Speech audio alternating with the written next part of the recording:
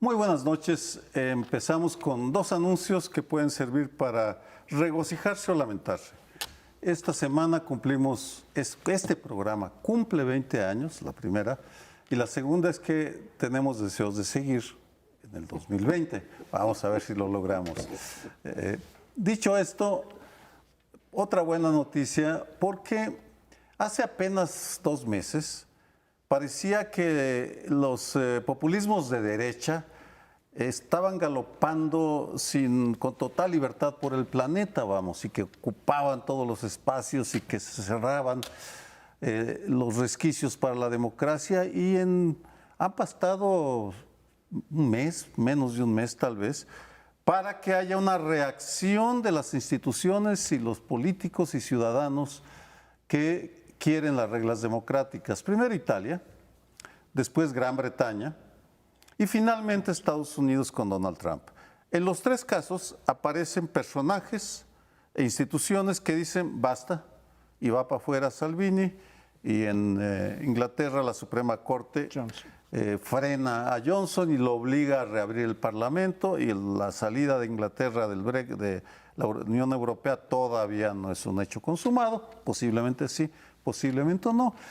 Y el caso más notable por inesperado es el de Donald Trump, porque ahí tenemos como película de Hollywood un llanero solitario, un agente de inteligencia que envió, de acuerdo a la legislación estadounidense, una queja formal de 9 cuartillas que ya se conocen, en la cual dice: yo no he visto la transcripción de la conversación, pero cuando el presidente Trump conversó con el presidente de Ucrania para pedirle que espiara, vigilara, investigara al Joe Biden y a su hijo, que tenían negocios en ese país, pues me parece que eso atenta contra la seguridad nacional y contra las reglas democráticas. Pues yo creo que... Perdóname. Creí que habías terminado.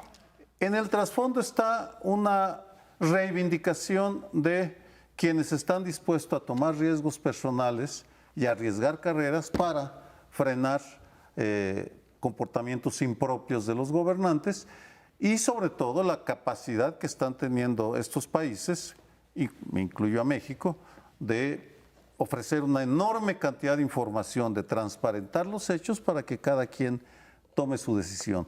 Tal vez el mejor elogio a este fenómeno vino de Vladimir Putin, quien alarmado dijo: ojalá y no se haga públicas la transcripción de mis conversaciones con Donald Trump, lo cual es una señal de que ahí puede haber también zorrillo atrapado. Bueno, perdón por la interrupción, pensé que habías terminado, Sergio. Creo que es muy importante este arranque que has hecho, porque efectivamente el impeachment, como se llama el juicio político en nuestro país, en el país de Estados Unidos, el nuestro se llama juicio político, es una figura que, estando en la Constitución, ha tenido un significado fundamentalmente político, aun cuando está en la Constitución y podría decirse que tiene un significado legal, pero nunca ha habido un impeachment en los Estados Unidos, en la larga historia de la República de los Estados Unidos de América, nunca ha habido uno.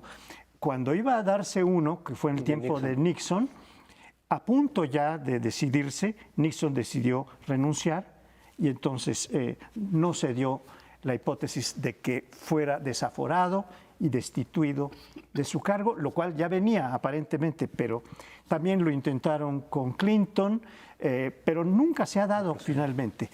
¿Qué es lo que pasa? Yo quiero recordar que hace muy poco tiempo, unos meses, Nancy Pelosi, la jefa de la bancada demócrata en la en la Casa de los Representantes, dijo que no era políticamente adecuado lanzar un impeachment porque iba a venir como un boomerang y les iba a pegar. Como no se ha logrado nunca, lo que podía traer era una gran un gran impulso al propio Trump. Y ahora ha cambiado las cosas, porque ella, el día 24 de septiembre, encabezando la Cámara de Representantes, emprendió la acción de impeachment apoyada por la mayor parte por la casi totalidad de su bancada. Debo decir que la bancada que hace la acusación es la de los representantes y los senadores, donde hay mayoría demócrata en Mayoría republicana. Demócrata en la Cámara de Representantes, sí. hay mayoría demócrata.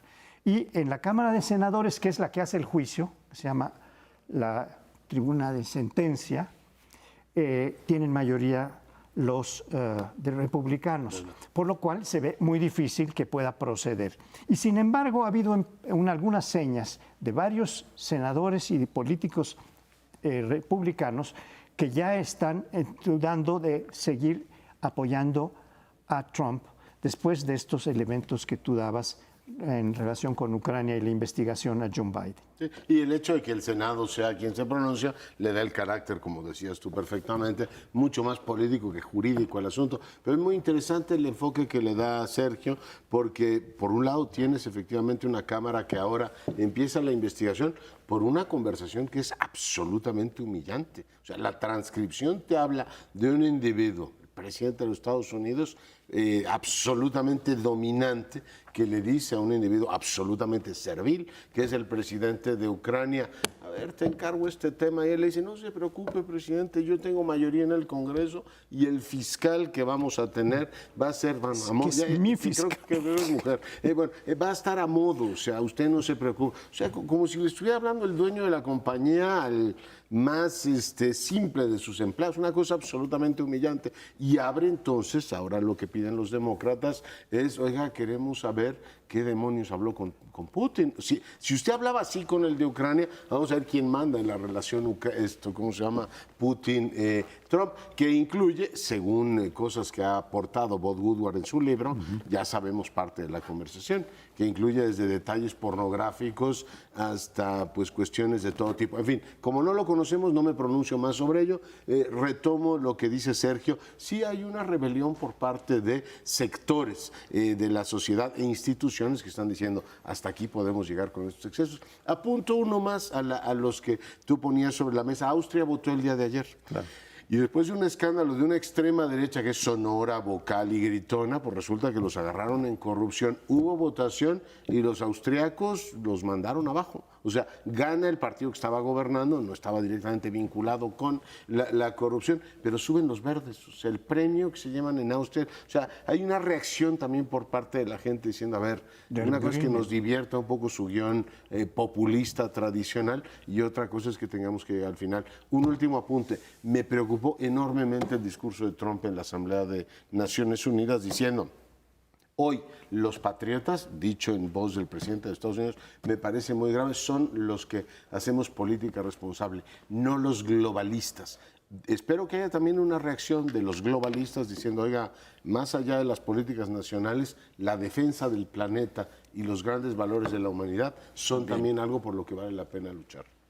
Cuando ganó Trump, decíamos aquí que en las características que pusieron los constitucionalistas de Estados Unidos del colegio electoral y las condiciones que tendrían que cumplir los presidentes, no condiciones legales, pero sí condiciones políticas, para que el propio colegio electoral tuviera cuidado a la hora de elegir al presidente por encima de cómo hubiera votado la gente en términos de preferencias, eran ciertas condiciones que todas las cumple Trump, las que no debería de cumplirse, las que no debería de tener, que eran básicamente tres, las cumple Trump. No tener experiencia, ser un demagogo que genera pasiones y confrontación, y tener posibles vínculos con alguna potencia extranjera que pudiera poner en riesgo, digamos, la soberanía. Pues todos los cumple Trump. ¿Por qué? Porque el colegio electoral, a final de cuentas, se desvirtuó de los propósitos originales, y entonces pues ya esas condiciones ni siquiera se toman en cuenta. Pero también se decía desde el principio que por esta razón, digamos, de vínculos con Rusia, con otros países, podría haber un impeachment. O sea, lo del impeachment es algo que se viene hablando desde hace mucho tiempo. La pregunta era si lo van a hacer o no los demócratas, si había suficientes elementos para ponerlo y cuándo sería el momento adecuado. Ahora la pregunta política es si es el momento adecuado en términos de las elecciones, porque si sí le llega a pegar en la opinión pública, incluida su base electoral, la que votó por él, podría dañarlo. Pero algunos piensan que quizá lo que puede ocurrir es al contrario. Se victimiza si no es muy sólido el caso, si las pruebas no son muy fehacientes, en fin, Pues la carta está ahí, ¿eh? depende cómo lo maneje él y demás, es decir, porque recordemos que a veces son los hechos y las pruebas que hay y otra la interpretación que le da la opinión pública. Depende un poco de los manejos, de cómo se defienda él. Puede ser un elemento que le permita victimizarse y que le ayude más bien en la campaña. O sea, fue un tiro, digamos, que no se sabe bien hacia dónde va a ir. 3 reflexiones adicionales. La primera tiene que ver con el pecado de la arrogancia, porque en la historia hay infinidad de ejemplos de jefes de Estado, políticos generales que pecan al suponer que controlan todos los hilos. En este caso, el presidente de Ucrania se vio como un servil, el que hablaba y el que se incriminó a sí mismo es Donald Trump. Él es el que le dice, ponte a investigar y además te va a ir bien. Y va a ir Giuliani. Y va a ir Giuliani, y va a ir mi procurador. Es decir, es una autoincriminación clarísima. Intervención. Segundo, es bien interesante el tema de si logrará salirse con la suya una vez más, porque pareciera que es otro presidente teflón al que nada se le pega. El 55%, de acuerdo a una encuesta que se publicó ayer, el 55% de los estadounidenses aprueban una investigación. Hay mayoría por lo pronto, al día de hoy. Segundo, las disputas al interior de Fox News, la fortaleza del conservadurismo, ya no están tan de acuerdo con Trump y ya se están, porque para algunos es un acto de traición, deslealtad, lo que querramos. Y finalmente, hablando de autoincriminarse, ¿qué le pasa a la diplomacia mexicana? Acaba de votar a favor de Venezuela en la Comisión Nacional de Derechos Humanos. Human Rights Watch ya lanzó un comunicado criticando a la Cancillería mexicana. ¿Pero qué te pasa, Marcelo? Está bien, uno entiende con Estados Unidos la simetría de poder, pero con la Venezuela de Maduro, pues eso es, ahí sí, el pecado de la arrogancia se los va, a lo mejor lo tienen que pagar. Bueno, yo creo que están aplicando la doctrina Estrada en relación con esto, porque ya está totalmente obsoleta, pero ahí sigue. En relación con el impeachment de Trump, va a ser un juego político muy importante porque, como ya apuntaba José Antonio, esto está con vistas a las elecciones de noviembre del año entrante.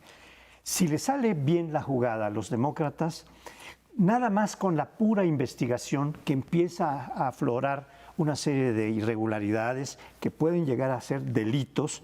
Para el impeachment no se requieren delitos. Con una violación a una norma, con una conducta indebida, como esa que señalaban uno de los Founding Fathers, si no recuerdo mal fue Jefferson, esa está clara, pero esa no va a proceder.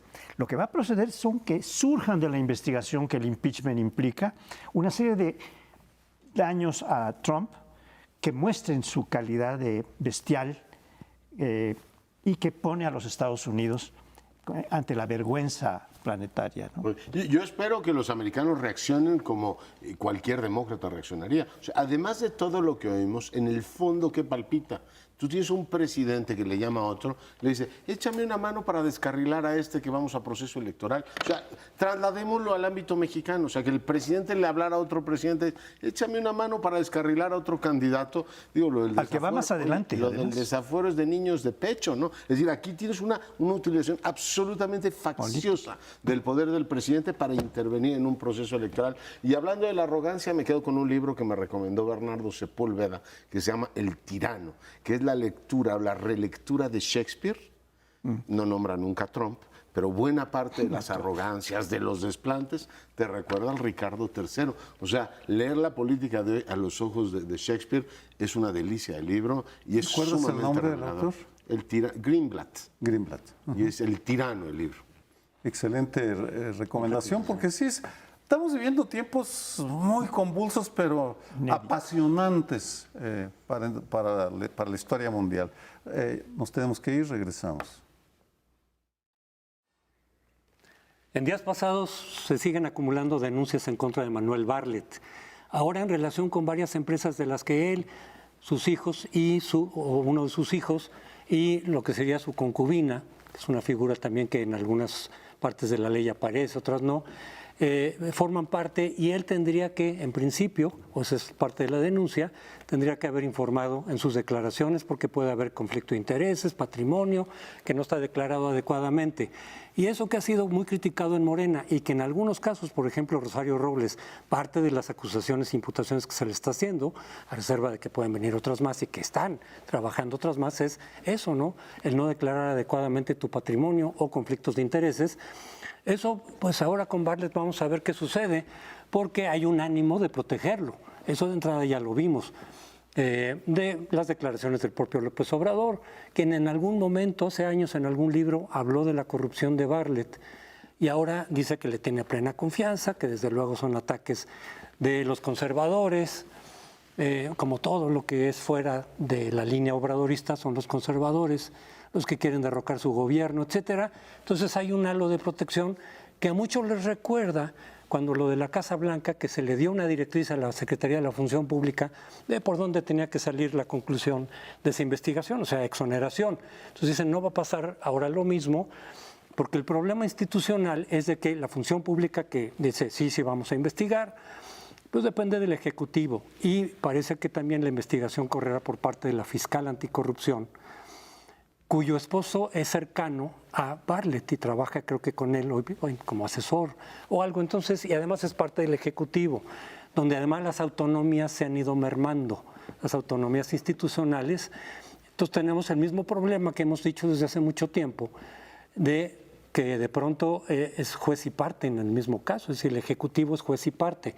Si el Ejecutivo no quiere inculpar a alguno de los suyos, de sus aliados, de sus miembros, o el presidente no lo quiere y parece que lanza ese mensaje, pues con qué autonomía se puede actuar realmente para decir, ¿se va a aplicar la ley con criterios universales o solamente políticos de aliados por un lado, adversarios por otro? Pues yo creo que tenemos señales en los dos caminos. Por un lado tienes un presidente que sí tiende a encastillarse y en no reconocer ciertas cosas, incluso descalificar a quien le pone una información que parece bastante contundente, ¿no? Primero fue el tema de las casas, después las acciones. Bartlett se ha enredado con el tema de si era su pareja, ¿no? En fin, un tema en el que creo que ciertamente no le está yendo bien, más desde el punto de vista de lo que es la comunicación se ha complicado muchísimo. Pero al mismo tiempo tiene señales de que el presidente, a pesar de que no da nunca su brazo a torcer, ni cuando dijo lo de Cosío y después le dijeron que no, tampoco dijo, oiga, me equivoqué, lo siento, dijo, yo digo lo que pienso, ¿no? Y un presidente que dice lo que piensa, pues a veces sí puede generar problemas muy fuertes si no están bien revisados los expedientes. Pero al mismo tiempo tienes un presidente que ha quitado a Carlos Lomelí. O sea, el poderosísimo superdelegado en Jalisco, primero lo defendió y dijo que eran infamias, todo lo más lo quitó. Al compadre este que tenía que le tocó el contrato, también se lo quitaron. Es decir, como que le cuesta reconocer, pues, cosa que es bastante público y obvio, pero al mismo tiempo también tienes elementos para decir, sí, la 4T sí le ha cortado la cabeza a varios, ¿no? O sea, no ha habido esta idea de que el que se mete en un escándalo permanece y el presidente lo va a defender, así sea, llueve, trueno, relampaguee. Es decir, lo digo porque las dos cosas son ciertas. Subrayo, no es fácil creer que una secretaria de la Función Pública que depende del Ejecutivo vaya a enjuiciar o vaya a hacer una investigación imparcial, pero pues al mismo tiempo sí tenemos la prueba de que con Carlos Lomelí se llama así, lo hicieron. En fin, me quedo con esa inquietud de si efectivamente lo harán, diciendo, a ver, lo hago porque no tengo más remedio, pero me choca que me lo estén diciendo en público y más poniéndolo en prensa. Yo suscribo tu tesis, Leonardo, tu interpretación, porque sí, el presidente es muy aferrado a sus ideas y a sus afectos y lealtades, pero tiene una virtud, tiene la capacidad de corrección, que lo hará sin asumirlo públicamente, pero también lo hizo con César Yáñez, que era alguien cercanísimo hasta que se le ocurrió hacer una boda paraola en Puebla y que aparece el presidente como 6 veces en un reportaje de Hola con la esposa, vamos, lo enfureció. Luego estaría Nico, su chofer, su ex chofer, que también salió del círculo íntimo porque al parecer no dio buenas cuentas. Y en ese sentido, yo quisiera vamos, estamos empezando hoy. Hoy leí una descalificación a Mariela Luz Mijangos, que es la fiscal anticorrupción de la... Yo la conozco desde hace muchos años, ha tenido una larga carrera, y a Jaime Cárdenas, y son gentes que anteponen principios a consignas. Vamos, por tanto, yo daría el beneficio de la duda, pero sin ningún problema. Exactamente igual que tú. Con Mariela Luz Mijangos y a Jaime Cárdenas, y vamos, pues sí, es cierto, Jaime Cárdenas fue asesor del PT, de Bartlett, pero eso no quiere decir que ya Mariela Luz Mijangos vaya a ser lo que los afectos de su esposo le dicten. En ese sentido, termino con una reflexión de lo desafortunado que resultó el que Manuel Bartlett adoptara la doctrina Gaviota. ¿A qué voy? Pues que, si ustedes recuerdan, con el escándalo de la Casa Blanca, el presidente Peña Nieto mandó a su esposa a la jaula de los leones a decir la casa es mía y a dar una explicación que bueno, ustedes podrán creerla, yo no la creí, de que Televisa le regaló una casa, en fin, un enredo. Y Manuel Bartlett acaba de, como San Pedro, primero negó la relación con su pareja, dijo, bueno, no es ni concubina ni esposa. Y luego, cuando le sacaron la evidencia, dice, bueno, sí es mi afortunada compañera o compañera afortunada, no lo sé. El mismo Bartlett se está enredando. Mi pronóstico es que tiene los días o semanas contadas. No creo que lo vaya a sostener el presidente porque la evidencia es muy poderosa y, por cierto, tal vez parte de la resistencia es que la sacó el equipo de Carlos Loret de Mola, que es alguien no grato para... Palacio Nacional. Bueno, yo quisiera empezar mi comentario por una caricatura. Es una caricatura en donde al borde de una tumba aparece Manuel, ¿cómo se llama? Bartlett. No, Manuel, el que fue asesinado en los tiempos... Buen día. Cuando Bartlett era secretario de Gobernación y el que fue autor intelectual probado y 20 años preso, fue el jefe de la policía política dependiente de Bartlett. Entonces, en esta caricatura dice, y nada más sale Manuel Buendía diciendo, nada más le van a sacar lo de las propiedades, porque lo que cometieron conmigo, esa es la interpretación que se desprende, es un crimen terrible, un crimen contra un libre pensador que se expresaba con un gran éxito en los medios y que estaba denunciando a la extrema derecha. Esto es algo muy importante que le han echado tierra, pero esta caricatura lo revive de una manera muy gráfica, porque al borde de su tumba, Manuel Buendía dice, bueno, también ya que están sacándole todos estos trapitos, sáquenle el del asesinato que me perpetraron. Sí, así es, y tiene muchas otras cosas, digamos, en términos, está lo de Chihuahua, el fraude de Chihuahua 86, el 88, desde luego, varias cosas que serían incompatibles con lo que presentaba Morena como su postura moral, ¿no? Con esa idea de que somos distintos y que somos impolutos frente a otros partidos, y de repente, oye, pero hay personajes como Bartlett ahí y muy cercanos y en posiciones muy importantes, como que no checa, eso es parte, digamos, de la crítica que desde la propia Morena, algunos defienden a Bartlett, aunque lo hayan criticado antes, pero hay otros, desde el punto de vista más congruentes, que dicen, oigan, pues es que no checa efectivamente. Y estoy de acuerdo contigo en que sí, en algunos casos, y contigo, sí López Obrador se ha dicho, va para afuera, ni modo, ¿no? Porque el costo de no hacerlo para mí es más alto. Lo de Lomelín sí lo quitaron, pero la multa es de $1 millón y pico que le pusieron cuando él contrató 164 millones con este gobierno, por la vía que era cuestionada, es decir, conflicto de interés, etcétera. Mintió, sí. 164 millones contra uno, pues dicen, pues sigue siendo buen negocio, ¿no? No sé cómo sería el mensaje ahí, o le están aplicando una vara muy delgada, digamos, muy baja. Entonces sí es cierto que puede rectificar López Obrador. Y aquí en el caso de Bartlett, yo creo que en términos de costos y beneficios, debería efectivamente retirar a Bartlett del cargo, porque el sostenerlo, creo que sí le sería muy costoso en términos de imagen, y cada vez que hable de corrupción, de limpieza, de transparencia, pues le van a decir, oye, no checa. Entonces, en un balance de costo y beneficio, creo que le convendría a López Obrador, como tú dices en tu pronóstico, retirarlo. ¿Lo va a hacer? Pues lo vamos a ver los próximos días o semanas. Sí, yo también creo que el costo es enorme y no veo por qué, una vez que resolvió el tema de los gasoductos, que era el tema más importante que traía, pues ya es políticamente, lo puede jubilar, ¿no? O sea, podría darse este paso, es muy llamativo. El que no entiendo es por qué manda a traer a Manuel Espino, el que era dirigente nacional del PAN, hablando de gentes con pasados complicados, lo trae a la primera línea en la escena, es decir, lo trae como superdelegado en Durango, y uno se pregunta, ¿y realmente no hay cuadros en Morena como para renovar este país? Y tienen que regresar. Tú ya recordabas todo el pasado de Bartlett, pero Bartlett ha venido acompañando al presidente durante muchísimos años.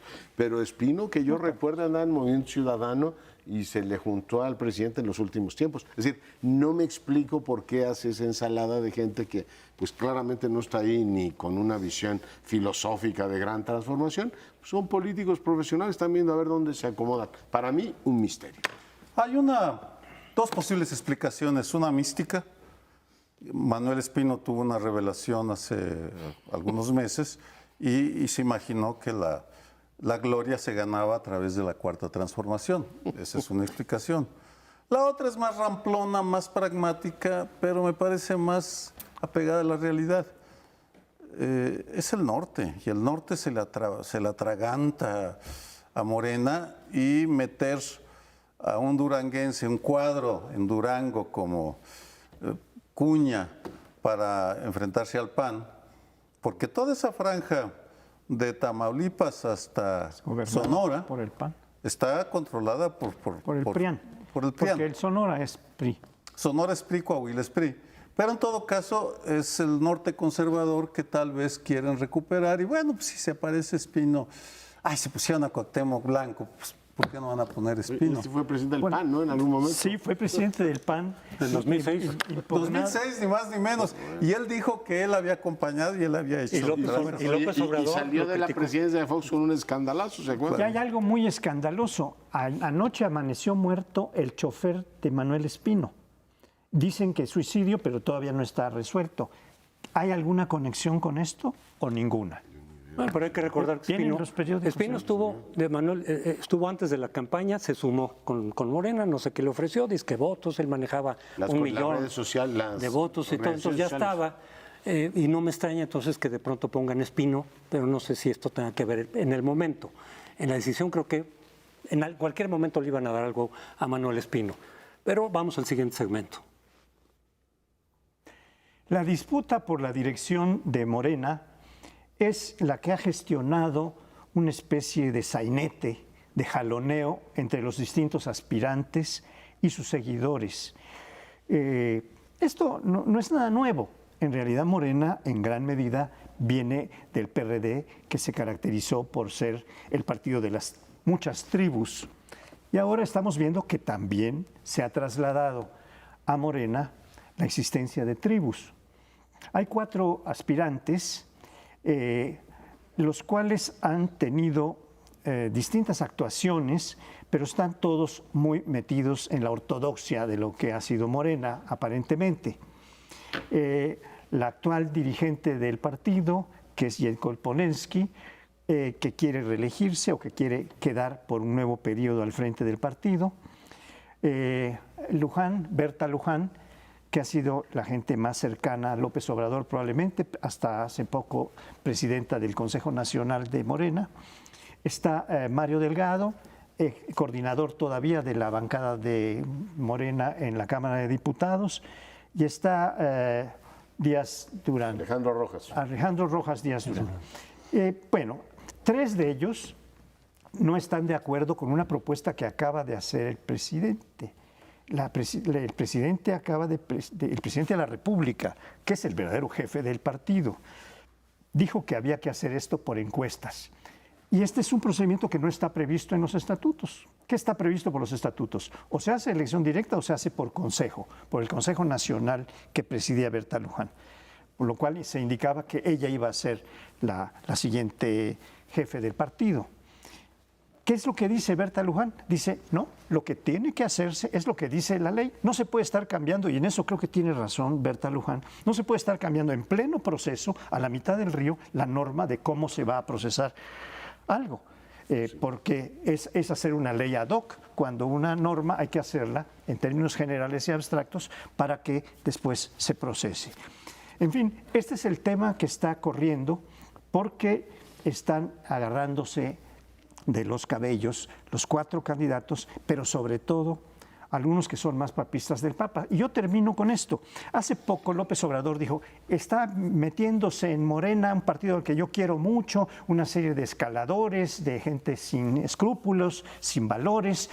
Y aunque yo quiero mucho este partido, si siguen en estas, yo me voy, dijo. A ver si no acaba haciendo lo que hizo con el PRD, que les dejó el PRD y fundó su propio partido, otro, en Morena. Y ahora que en Morena se están dando los jaloneos, pues está su amenaza ahí. ¿En qué momento el PRD? Porque cuando era presidente del PRD, López Obrador, claro, no. su sucesión terminó como el Rosario de la Aurora, es decir, una bronca de un grupo De contra Amozoc. otro que nunca se resolvió. Yo la verdad es que creo que las sanas y malsanas distancias se deben revisar. O sea, es tan importante ver la distancia que el Ejecutivo tiene con su partido como la innecesaria distancia que está tomando ahora, generando, a mi juicio, un problema innecesario en el país. Uno, que las normas se vayan cambiando, pues sí, se lo pudieron haber pensado mejor, o pudo el presidente haber, con la fuerza que tiene, haber forzado lo sencillo, que es, señoras y señores candidatos de unidad. Todas las fuerzas van con Berta Luján o con Mario Delgado, con quien él disponga,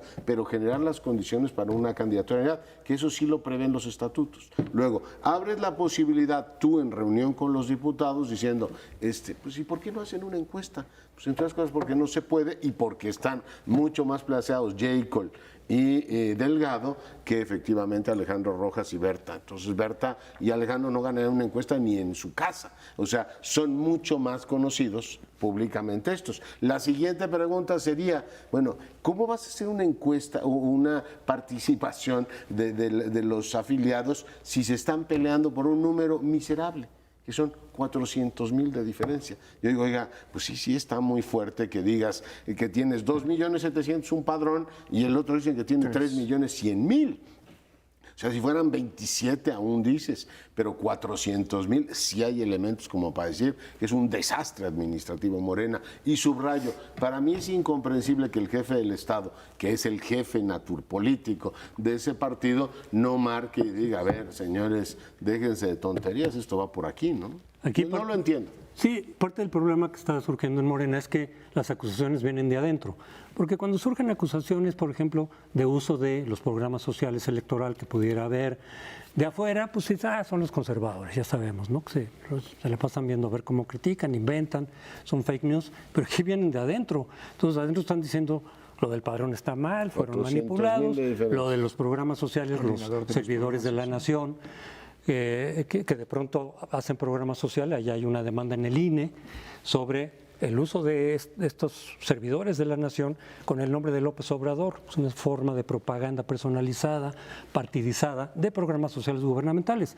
Pero ahora gente de Morena, incluida Jacob, diciendo, oigan, esos se están metiendo, como instancia de gobierno, se están metiendo en la contienda interna, partidista. Entonces la frontera entre partido y gobierno, que nunca quedó muy clara durante el régimen del PRI, ahorita se está de pronto borrando también, pero lo dicen ellos, ya no es cosa de que, lo dice un reaccionario, no, ellos lo están diciendo, con lo cual de pronto, desde luego la idea es, pues entonces tampoco en esto Morena era algo excepcional, se empieza a comportar como otros partidos, en muchas cosas como el PRI, como el PRD, del que es directo heredero, las tribus, y esta idea, digamos, de que los políticos de Morena están pensando solo en el servicio al país y al pueblo y sus intereses particulares y políticos, pues esos no cuentan. Pues, claro que sí, como en cualquier partido. Nada más para terminar, la pregunta que también surge de ahí es, ¿por qué no López Obrador, muchos están diciendo, no interviene y pone disciplina, como que los está dejando y en los pleitos y este tipo de acusaciones de adentro que exhiben, digamos, a Morena y ilícitos, irregularidades, etcétera, se le puede estar haciendo mucho daño a la imagen, esta imagen de transparencia, ¿no? Al partido. ¿Por qué no? Como en el PRI, en todo caso, el líder nato del partido oficial mete orden, disciplina y que las cosas salgan no tan democráticas, pero sí con disciplina y con estos, no con estos pleitos que sí pueden dañar mucho la imagen de Morena. Agradezco a Francisco José que tocara el tema porque me permite corregir un complot, una insidia en mi contra que dicen que yo no quiero a los partidos. Es falso, yo no quiero a estos partidos que tenemos, que es diferente, vamos. Por supuesto que no los quiero, son lamentables, todos. Y en el caso de Morena, le hago dos críticas ligadas a lo que ustedes dicen. Primero, las dos vienen del pasado. Y 4 o 5 años después de creado, que no las hayan resuelto, me parece, o al menos bosquejado o enunciado. La primera es qué hacer con los liderazgos carismáticos. Esta izquierda no ha sabido cómo manejarlos, a excepción de Eberto Castillo, que sí supo inmolar su candidatura para el bien de una coalición de partidos de izquierda, porque él se baja del carro para darle la candidatura a Cuauhtémoc Cárdenas. Pero estamos viendo que lo mismo pasa. ¿Por qué López Obrador no opina? Porque es prolongar un problema estructural. Vamos, del líder que levanta el dedo y ordena cuando lo que quiere es que florezca la institución. Y la institución no florece por un segundo problema también heredado. La izquierda, los partidos de izquierda han sido incapaces de poner su casa en orden. Tú hablabas, por supuesto, del padrón, pero no solo el padrón está mal, 400,000 no es cualquier cosa, 12%, eso puede alterar cualquier elección. Sino, no tienen un padrón confiable, no tienen una escuela de cuadros confiables, traen un pleito del Fisgón con la Jade Kolpolemsky por el dinero, entre muchos otros pleitos, sino tampoco saben qué hacer con sus militantes poco aptos. No voy a mencionar el sinónimo, ineptos, porque se vería mal, pero los poco aptos, como los gobernadores de Veracruz, Morelos o Baja California, me parece que Morena como partido debería tener un pronunciamiento mucho más congruente con lo que dicen querer ser y no con lo que están haciendo, con lo que están siendo, porque ese es el drama de Morena. Por un lado la prédica de que somos diferentes y por el otro la constatación que pues no se distingue demasiado del PRD, para no meternos con la derecha y la izquierda que arrastran sus propios pecados. Bueno, yo también quisiera agradecer, ya que estamos en tiempos de conmemoraciones, de nuestros 20 años, que a pesar de lo que el tango dice, no es que sean nada. Para nosotros es una parte muy importante de la vida que hay que celebrar. 20 años con un programa ininterrumpido, semana tras semana, durante todo este tiempo, es algo que hay que celebrar. También celebro que hubieras mencionado a mi muy querido amigo Eberto Castillo, que sí supo procesar su derrota ante la opinión pública porque iba muy abajo de las expectativas de votación que tenía Cuauhtémoc Cárdenas y sumarse a esto encontrando en el liderazgo de Cárdenas la posibilidad de tener algún éxito. Ahora, yo quisiera decir que en el caso de Morena estamos ante una situación especialmente difícil porque si el caudillismo que operó Cuauhtémoc Cárdenas, que duró 15 años al frente del PRD, sí, no fue el más adecuado, pues fue bastante adecuado para contener a esta docena de tribus como las de Jehová, como las de Jerusalén, ¿no? Porque sí las contuvo, se mantuvo una cierta unidad. Claro. Aquí está habiendo ya una ruptura en principio, pues que puede advertirse. Y yo creo que va a ser muy difícil que a estas alturas se encuentre una solución distinta de la que señalan sus propias reglas o estatutos. Creo que tiene razón Berta Luján cuando dice que el padrón es el que se ha utilizado para todos sus procesos electorales y que ha sido validado por Leonel Godoy, que ha sido el que se encargó con una empresa que hace la auditoría y validó entonces, y hay 3 de los 4 que dicen que dicen que el padrón no sirve para nada. Es más, sirve para defraudar.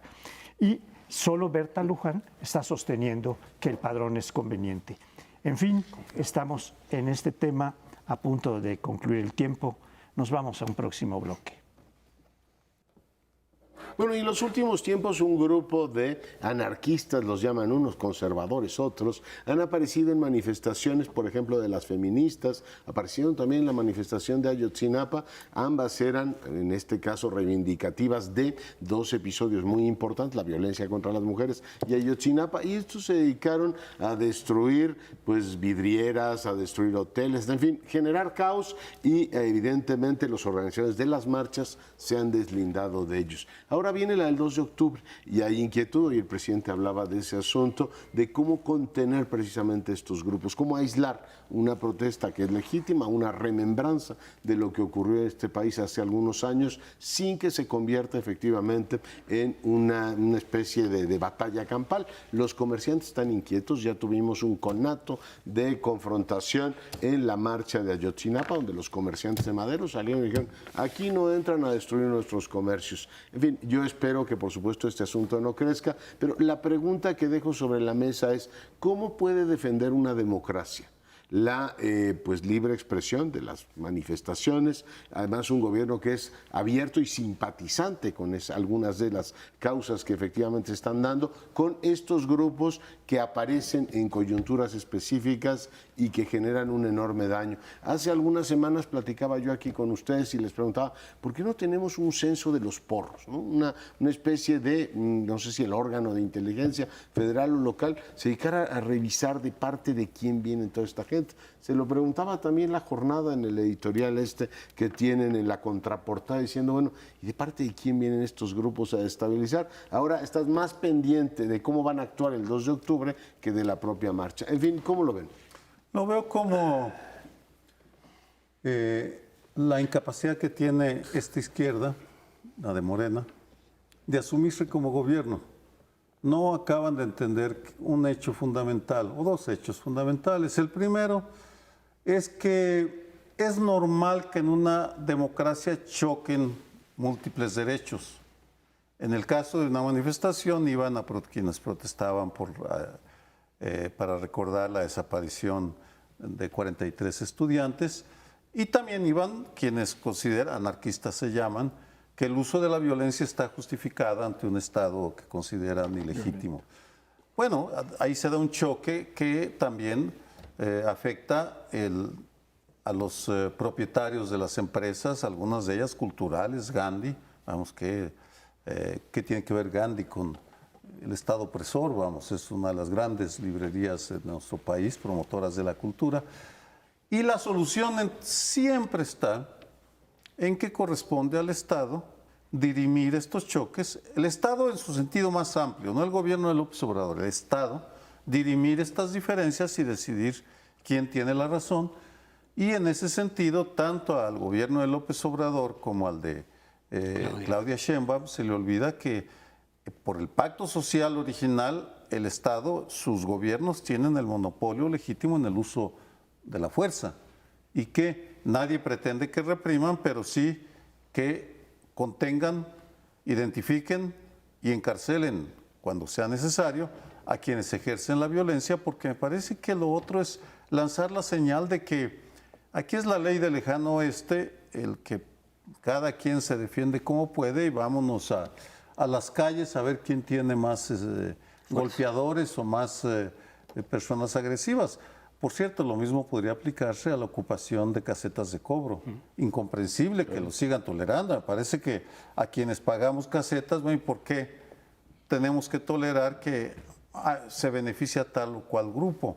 En fin, me parece que no acaban de entender cuál es la función del Estado. Les haría bien unas lecciones de Derecho Constitucional. ¿De teoría del Estado? De teoría del Estado, en investigaciones jurídicas. Bueno, a mí me preocupa especialmente el tema del Estado de Derecho, ya que tocas esto. Porque López Obrador ha dicho constantemente, frecuentemente incluso, que lo que él quiere es que se organice un verdadero Estado de Derecho y no como un Estado, incluso bromea con las palabras y dice, no como un Estado de chueco, que es el que ha existido hasta ahora.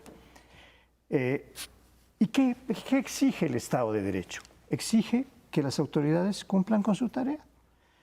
Cuando alguien comete un delito y es visto de manera flagrante cometiéndolo, cualquier ciudadano puede detenerlo, pero el que tiene obligación de detenerlo es la policía. ¿Qué es lo que hacía la policía cuando estas personas, las que sean, vienen enmascaradas, no sé, algunas estaban dentro de una manifestación de mujeres, feminista, pero pues, algunos eran hombres, otros eran mujeres, no se sabe. Pues que le prendían fuego a la puerta de la Cámara de Comercio con una especie de lanzallamas o bombas molotov o lo que fuera, y detrás venían la policía a apagar el fuego.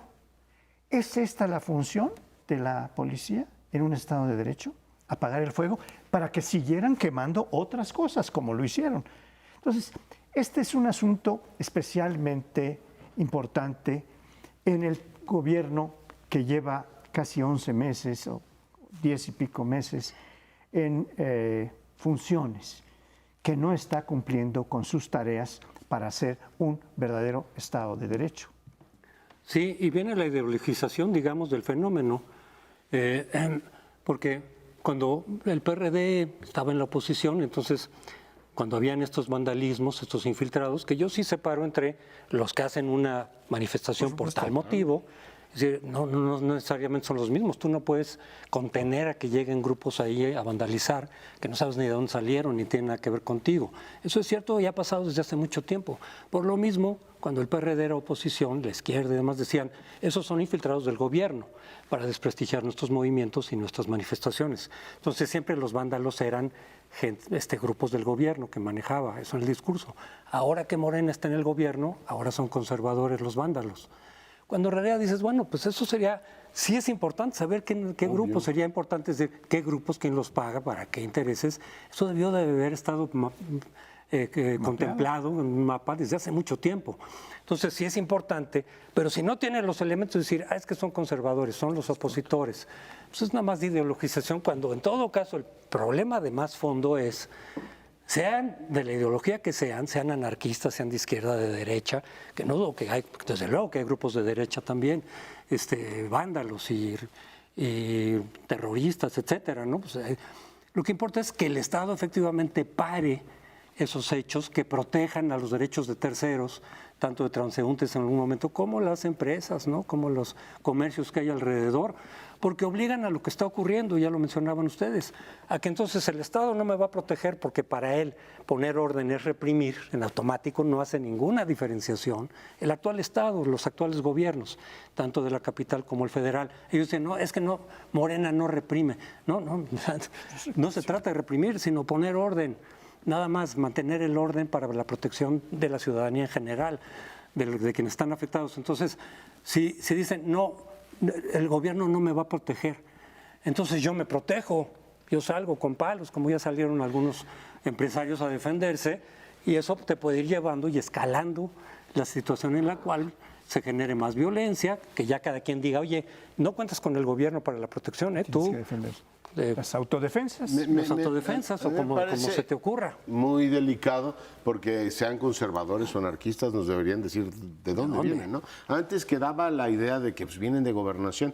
Yo no veo a Sánchez Cordero mandando golpeadores ahora diciendo revienten la marcha de las proabortistas, que fue la del sábado, que se dedicaron a golpear esto que tú narras. Fueron hasta Palacio Nacional y se metieron en la catedral. Ojo, yo creo que está claro que aquí nadie confunde a esos grupos de provocadores con los manifestantes. Pero en un sector de la opinión pública, yo creo que por eso es perversa la inacción del gobierno. Ya oyes, esas feministas son tremendamente violentas. No, esas feministas salieron a pedirle al gobierno de la ciudad, uno, que no las violaran y que no querían más violencia. Los padres de Ayotzinapa y todo ese grupo salió en solidaridad con ellos. Y las que salieron el sábado salieron a pedir que lo que ha ocurrido en la capital y en Oaxaca, que es que se despenalice el aborto. Por cierto, el presidente no ha querido decir de qué lado está, dice que es un liberal, pero en temas de despenalización del aborto no lo dice, pero en todo caso ellas salieron a defender eso. Y hoy un sector de la opinión pública, Crespo, está diciendo, míralas qué violentas. No son ellas. Y el Estado tendría efectivamente no que plantearnos el dilema de reprimo o no reprimo. No reprima, dígame de dónde vienen. Si son conservadores, ¿quién les paga? ¿La curia? les paga el PAN? ¿Quién les paga? Y el Estado debería tener la responsabilidad de aclarar todo eso y sí efectivamente evitar que las manifestaciones se conviertan en un campo de batalla en la ciudad. Hoy leía que Jesús Horta, el jefe del secretario de Seguridad Pública de la Ciudad de México, ya informó que han identificado a algunos de los anarquistas, también llamados conservadores, y que pronto van a difundir la identidad. Ojalá lo hagan porque en la medida en la que nos informen y señalen con toda claridad quiénes están alentando estos exabruptos de violencia, será más sencillo para todos nosotros entender quién está con quién, porque son tiempos muy difíciles y cualquier incidente menor puede incendiar la pradera. Y nadie le está pidiendo que repriman, sino que garanticen derechos. Nos vamos, han sido 20 años espléndidos, ¿no? Así es. Y véanos la semana próxima aquí en Primer Plano.